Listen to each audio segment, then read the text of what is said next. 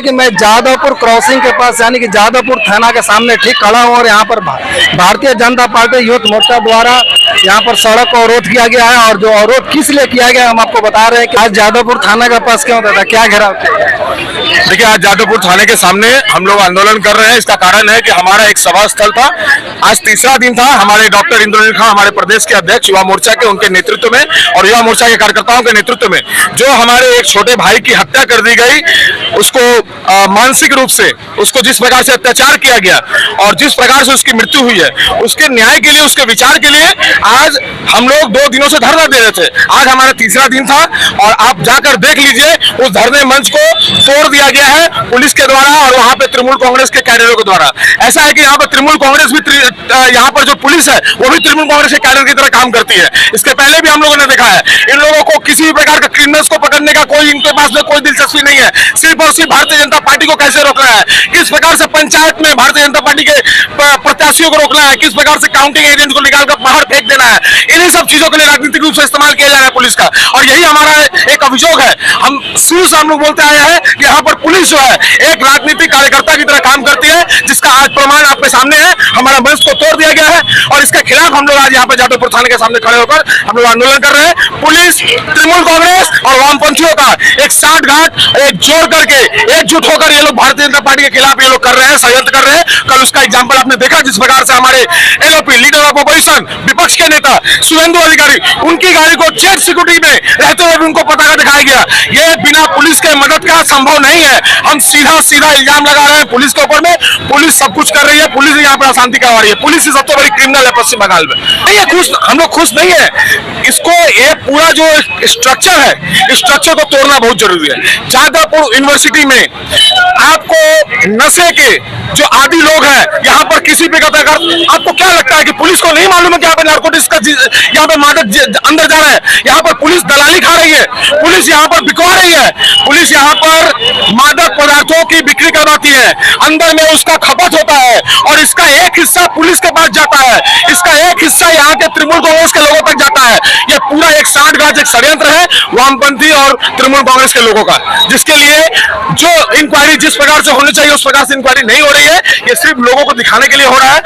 5-6 लोगों को रोका गया, इसके पीछे बहुत लोग हैं। ये पूरा एक नेक्सस है। इसके ऊपर जो हेड है, उन हेड को पकड़ना बहुत जरूरी है। तृणमूल कांग्रेस के जो कल्याण बनर्जी हैं, जिन्होंने मां सीता और मां भगवान राम के ऊपर, हिंदू धर्म के ऊपर जो विशेष टिप्पणी की थी, आज उस व्यक्ति से हम लोग क्या कल्पना कर सकते हैं? जब सीए का आंदोलन कर रहे थे तब इनको क्यों नहीं होश आया?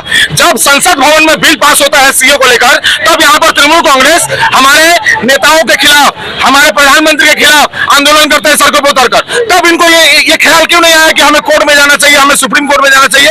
आपको जब विपक्ष के लोग जब आंदोलन करते हैं तब आपको कोर्ट नजर आता है, और जब खुद करते हैं तब कोर्ट नजर नहीं आता। जब यहाँ पर आंदोलन हो रहा था नंदीग्राम का और सिंगूर का, तब आप कोर्ट में क्यों नहीं गए?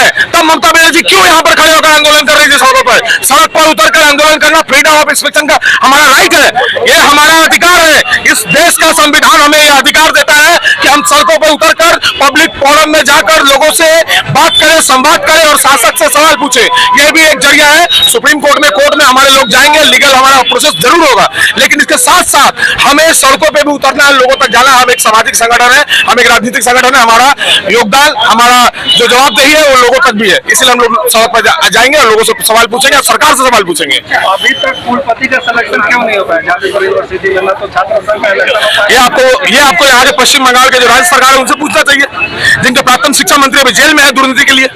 पूरी की पूरी शिक्षा व्यवस्था तो आज सड़क पर आ गई है। आप देखिए किस प्रकार से शिक्षक आंदोलन कर रहे हैं सड़कों पर उतरकर।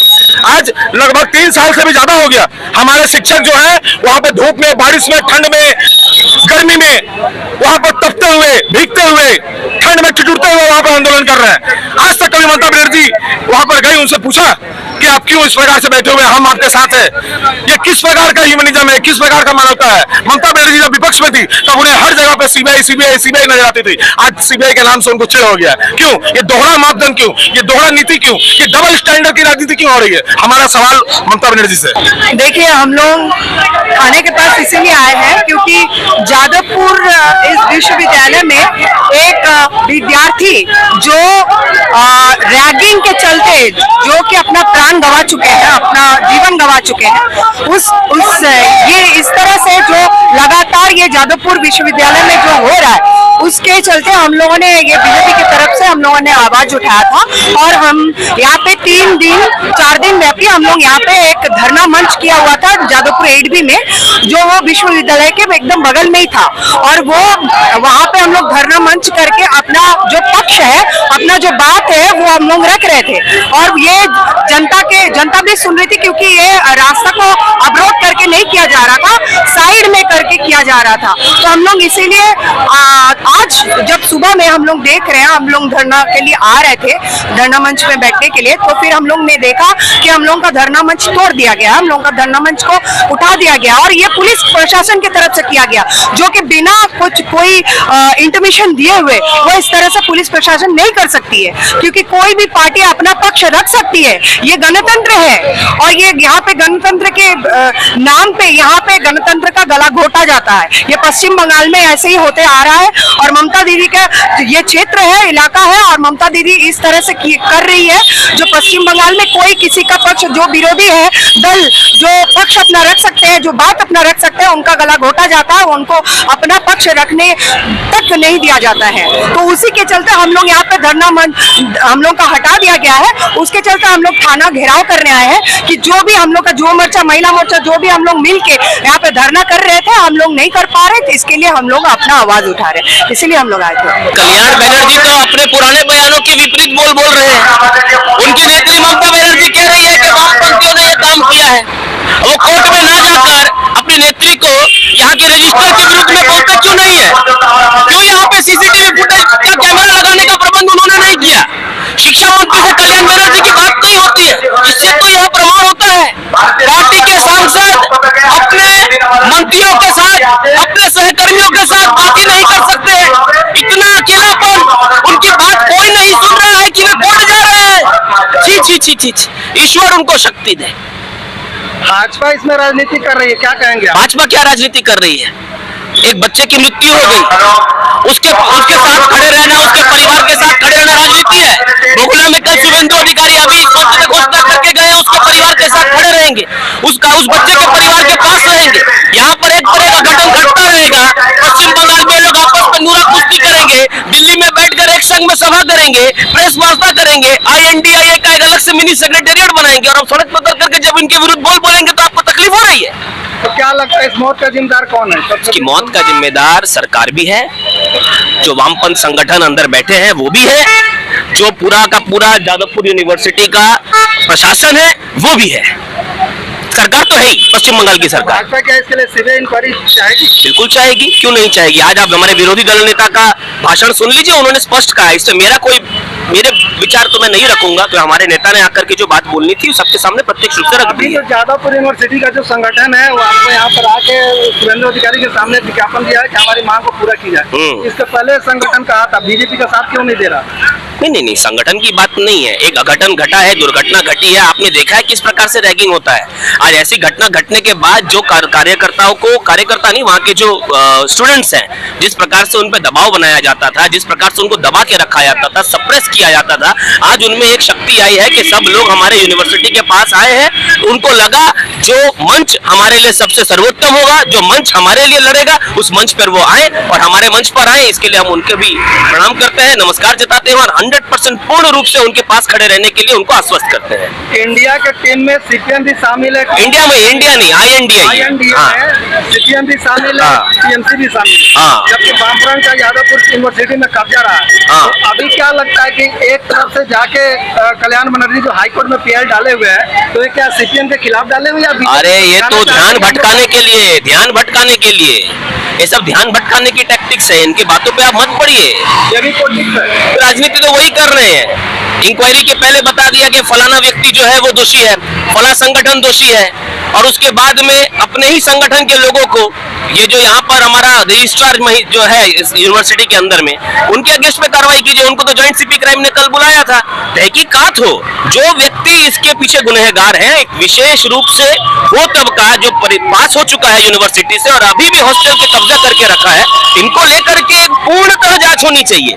जांच कंप्लीट कीजिए। 4 लोगों को अंदर घुसाकर क्या होगा? जो दोषी है सबको आपको जेल के पीछे भेजना पड़ेगा। रैंकिंग के मामले में कोलकाता नंबर 1 पर है, जबकि बाहर में बहुत ही ज्यादा अंकुश लगाया आपको जाता पता है सर, अभी मैं आपको तालिका बताऊंगा किन किन चीजों में नंबर 1 है, काफी समय चला जाएगा। ये गलत है, ऐसा नहीं होना चाहिए और इसके विरोधी तो हम सड़क पे उतरे हैं और ये हमारे जो प्रतिद्वंदी है वो कह रहे हैं कि हम राजनीति कर रहे हैं। गलत तो वही है ना, गलत हम थोड़ी हैं। धरना मंच तोड़ दिया गया है, फिर भी आप लोगों का जोश हाई है, क्या कहेंगे आप? हम लोग का जोश हाई है इसलिए कि हम लोग बीजेपी में और हम लोग हमेशा ये सोचते हैं कि ऐसे कोई निर्दोष आदमी का ऐसे करके हत्या होगा, ऐसे करके अन्याय होगा, ऐसे करके मतलब अविचार होगा तो हम लोग पहले आगे आएंगे। और हम लोग बोलते नहीं है, हम लोग करके दिखाते हैं, इसलिए आज हम लोग यहाँ पे है। और ये कंटिन्यू चलेगा जब तक उसका विचार नहीं होगा, जब तक उसका इंसाफ नहीं होगा, तब तक हम लोग यहाँ पे ऐसे ही करेंगे। अब देख रहे हो ना, ये तोड़ दिया है, सुबह में तोड़ा, देखे नहीं हम लोग 4-5 बजे तक थे, ठीक है। उसके बाद इधर उधर हो गए, 6 बजे आकर सब तोड़ दिया। तोड़ने के बाद हम लोग गए थे थाना में, थाना से हम लोग यहाँ पे आए क्योंकि हम लोग का ये आंदोलन कभी भी रुकेगा नहीं, चलेगा। एक निर्दोष लड़के का सपना मार दिया, ऐसे करके मर्डर किया, उसको मर्डर किया है, उसका नहीं, ऐसे और भी लड़के जैसे ऐसा सोच रहे हैं सबको मर्डर किया है, ठीक है। और जो लोग इस काम के लिए रिस्पॉन्सिबिलिटी है वो लोग खुद आके यहाँ पर आंदोलन कर रहे हैं। इसका मतलब क्या है भैया?